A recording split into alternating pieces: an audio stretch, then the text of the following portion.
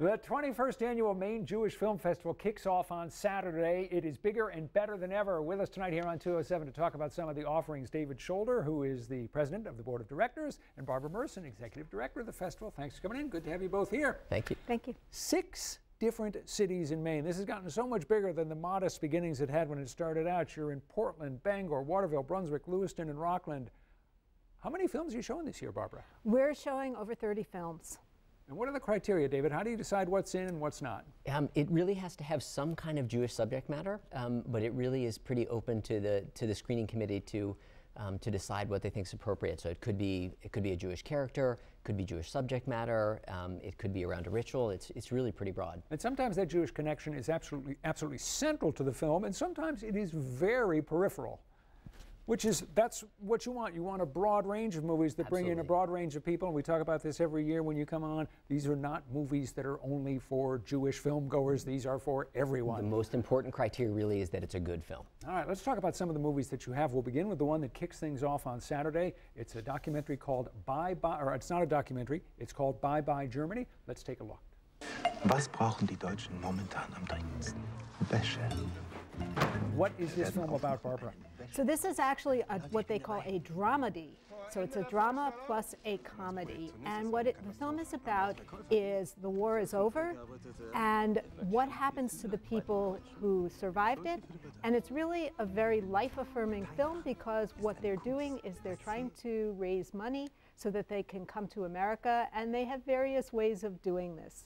So it's a very American film. This is about immigrants coming to America and building new lives, with the dream of coming to America and building new lives. Mm-hmm. All right, on to another one. This is called Monkey Business. Let's take a look at a clip from this one. Everybody thinks Curious George is such an American icon, but he was created by German Jews who lived in Paris, took him through Brazil, and then brought him to the United States. So he's as much of an immigrant as anyone. David? A lot of us read, or had read to us, the Curious George books when we were kids. Didn't know about the connection of the creators who were almost killed in the Holocaust. It's such a privilege to be able to share this film with audiences here in Maine because so many of us know that story of Curious George, and we know that icon from our youth, but we really don't know anything about his creators, and many folks don't know that Curious George is actually an immigrant. So his creators, Hans and Margaret Ray, were emigres from Germany. They escaped the Nazis, fled to France, and then through every mode of transportation known to mankind, arrived in the States and gave birth to Curious George. So it's a really neat film. That sounds fascinating. On to another one. It's called An Act of Defiance. This is a film that is set in 1963.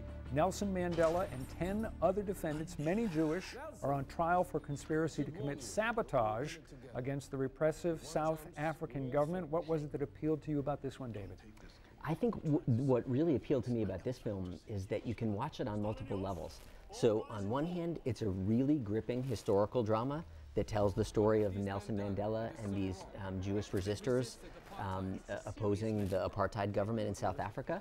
But then it's also just a really taut, intense, tight courtroom drama. So it had lots of different ways to connect with it. Those are always the most interesting movies, is the ones that work on a bunch of different levels. Yeah. Let's get to one more. It's called Heather Booth. Now, for people who in this day and age are interested in becoming more active in American political life, American social life, here's a movie that might give them some thought and some inspiration. Let's take a look. They said to me, Elizabeth, if you really want to push for this consumer agency, you got to get organized. And I said, great, how? They said, I've got 2 words for you, Heather Booth. Barbara, who is Heather Booth, the most influential person that we've not heard of?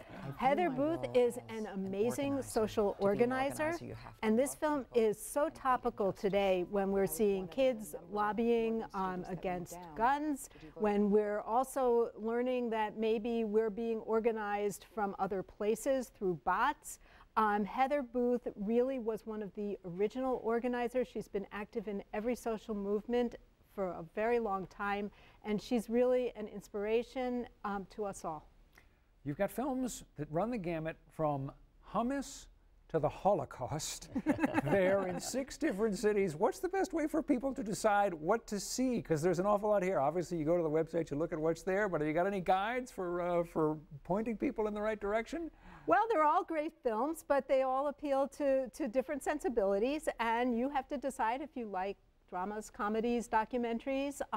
Many of them tell untold stories, and that's always exciting as well. So just find the ones that appeal to you. Got to leave it there. David, Barbara, thank you so much. Again, the Maine Jewish Film Festival runs from March 10th through the 18th. 6 different cities, lots of different movies. More information on our website where we have a link. Stay with us. We'll be back right after this.